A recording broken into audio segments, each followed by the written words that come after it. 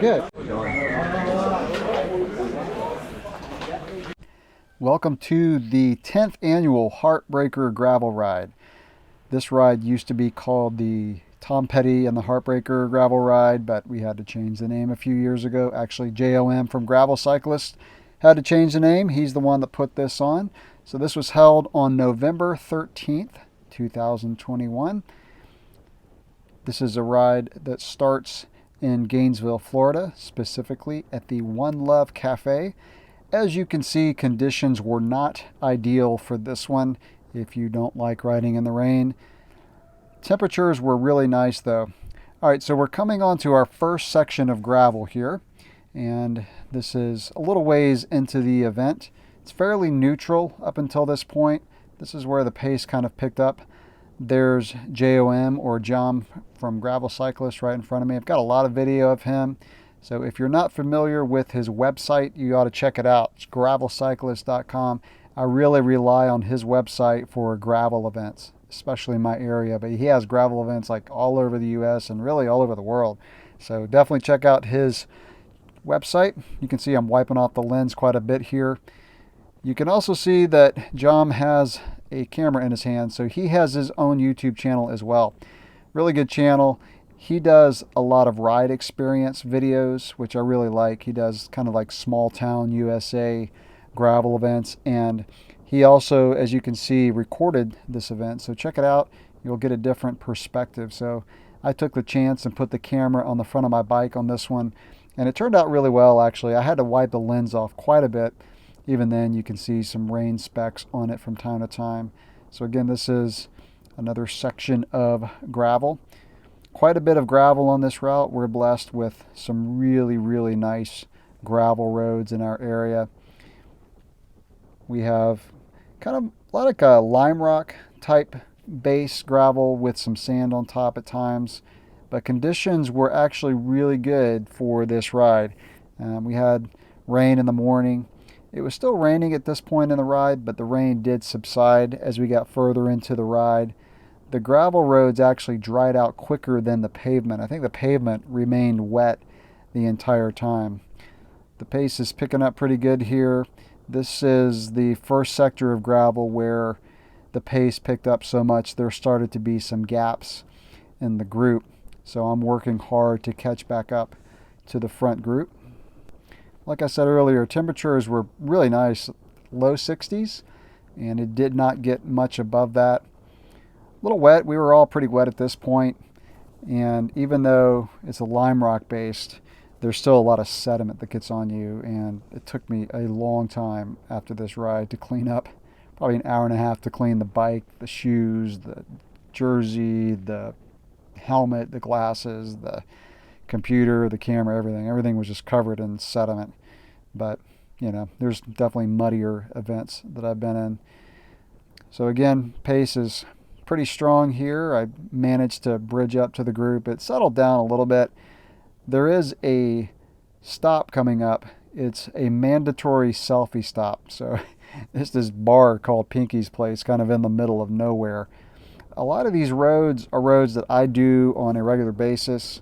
Most of these are not too far from my house, so it's always really nice to have a gravel event so close to the house. This is one of the roads we actually do, or used to do, in one of our Tuesday night rides. That ride actually got moved to a different location for this year, but this is, you know, really nice roads. You can see some of the roads will have some nice tree canopy, which is another reason I love riding gravel, especially in the summertime. You get a lot more shade than if you're just riding on the road. And of course, a lot less traffic. In fact, you'll probably not see hardly any cars in this entire video. Back onto a paved section, rolling along, pretty mild pace at this point. It did settle down. A lot of these gravel rides, the pace will pick up on the gravel sectors. It's just fun. I mean, one of the things I love about gravel riding is it's kind of got the elements of road riding. Okay, this is just after the stop at Pinky's Place. Everybody had to do a selfie before we kept going, and this of course is where the pace really picked up. As I was saying, one of the things I really like about gravel is it has some of the elements of road riding, with riding in a group, attacks, bridging up, and maybe trying to get away. And it's got all that with trying to navigate the varying surface of a gravel road, and then, like I said, a lot less cars. And typically in my area, more shade. So pace is coming up pretty strong here, and we're coming up to a road, one of my favorite roads in our county, which is Bellamy Road. It's got a lot of hills. This is the road just before it, and I'm just trying to stay kind of in the middle of the group. I haven't done a lot of really hard riding this year. I didn't race this fall like I usually do, and so I didn't know what my fitness was going to be like. I didn't really try to get up in the front and push the pace too much. And so now we're on Old Bellamy Road going down one of the hills. The reason I like this road so much is, one, it's beautiful, but also it's got a lot of hills. Some of them pushing 12% grade, which is kind of unusual for Florida. But again, it's just a really pretty road. Leaves starting to turn. Our leaves really don't turn until like late November or December. And so coming down these hills is where I had my mechanical, and it ended my bid for Heartbreaker glory, which I was not anticipating anything. But what happened was my derailleur cage was sticking in the forward position. So when I went to a harder gear in the back, which is a smaller size cog, the derailleur cage was sticking forward. I started to have this issue a few months ago, and in fact it happened a few days before the ride. I just sprayed some Tri-Flow, or I think it was GT85 actually, and it seemed to be working, but I guess all the sediment and everything caused it to stick.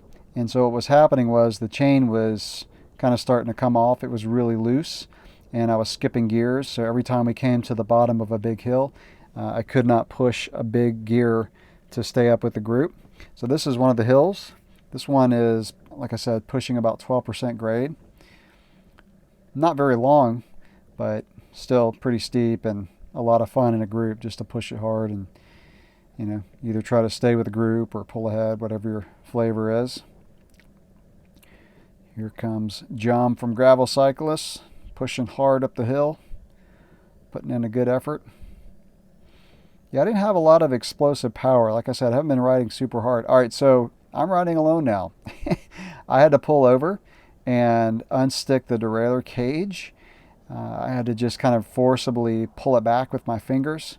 And I not only lost time trying to keep up with the group on the downhills, but I also lost contact when I had to pull over. So here's a guy that dropped back from the group, and so I ended up catching up to him. He and I rode together for a little while, and we took a slight shortcut. We cut off about 3/4 of a mile, and not only did we cut off a little bit of road, we also rode just a slightly longer section of pavement, so less gravel. And then we caught back up to this group. So there's John from Gravel Cyclists again. I told you he's going to be in a lot of my video this time. And there was about, I don't know, maybe 6 or 7 riders in this group. The front group is not too far in front of us. In fact, I think we might even see them when we turn onto the next sector of gravel. And so we were pushing pretty hard. So we're going to take a right-hand turn coming up here. And this is one of the gravel roads that I actually do on my lunchtime ride. So we are pretty close to my office. By the way, look at the dynamic range in the sky. I'm using my new GoPro Hero 10, and just a little sidebar. I'm really liking this camera. It has not crashed on me one time. Usually when I use a GoPro, it would crash at least one time on a ride. This one has done really well, but I'm just really impressed with the stabilization, the image quality.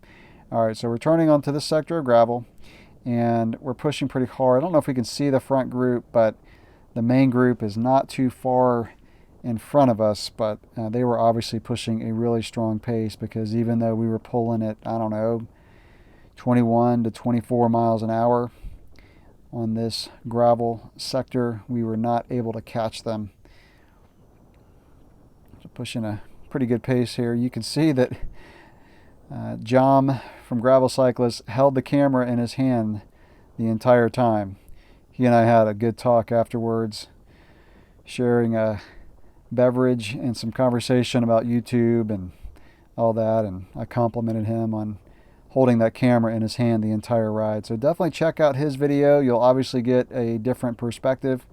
I think he did some commentating during the ride, so again, different perspective than me filming and doing a voiceover. So we're pretty close to the finish line here.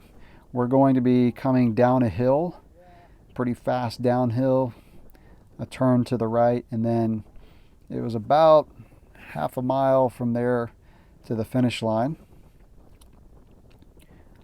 So, again, you can get an idea of what our gravel roads look like. We have, as I said earlier in the video, a ton of gravel roads around our area, something that I'm really thankful for. Even though we don't have mountains, we have some remarkably good mountain bike trails and also some really good gravel roads. And just a side note, I was really appreciative of our mountain bike trails after riding in Colorado Springs a few weeks ago. As beautiful as Colorado Springs was, the dirt was so hard. In fact, it wasn't even dirt, it was just loose gravel over hard pack, and it was nice to get back home and just be able to push really hard into corners on my mountain bike. Something that I love cross-country riding, where you're just penning it and pushing hard into the corners and try to get around corners and over roots as fast as possible. All right, so now we're coming down the hill, and it'll bend to the right. Like I said, the finish line is not too far from here. And even though I say finish line, this is not an official race. It's one thing that I love about gravel is you find out about these events put on by guys like John, where you find out about it on a website or on a Facebook page, and you show up with a bunch of other guys, girls who are passionate about just getting out and riding. All right, so I'm in front here doing my turn, coming up really close to the finish line. Ended up being a really nice afternoon after the rain stopped. Again, even though the roads stayed wet, they weren't too bad. The getting dirty really happened in the first hour and a half or so of the ride. After that, it was fine. So got someone else pulling through here on my right. Dropping back. A very seldom seen car. And like I said, I ride these roads all the time by myself, and I'll have very few cars pass me over a 60, 70 mile ride. And by the way, this whole ride was 68 miles. I think I had 67 or so with my slight shortcut that I took. That's the official finish line, I think, right around here. I think maybe that stop sign or something like that. And so the group in front of us slowed down a little bit and waited. And then we all rode back in together. Yeah, you can see the roads are still wet. Got to be careful on those turns. Coming over some train tracks. And then we're coming back up to the group. So everybody's pretty much all back together as far as the really fast riders. The guy in front of me in the polka dot jersey, sponsored by our local bike shop, my bike shop sponsor, Super Cool Bike Shop. He won the event that day. So he is the official winner of the 10th annual Heartbreaker gravel ride. Now we just roll about 10 to 12 miles back to where we started at the One Love Cafe, which, by the way, has great food. So I'm here with JOM from Gravel Cyclist, 10th annual Heartbreaker. Thanks for putting it on. It was a great event, a little messy at the beginning. My pleasure, mate. Thanks for attending. I think the 10th annual was very appropriate to be ridden in garbage conditions, so good stuff. Yeah, it was a good ride. I actually took a little shortcut, like I mentioned in the video, and caught back up to his group, so he was motoring strong. Anyway, thanks for watching the video, and catch you in the next one.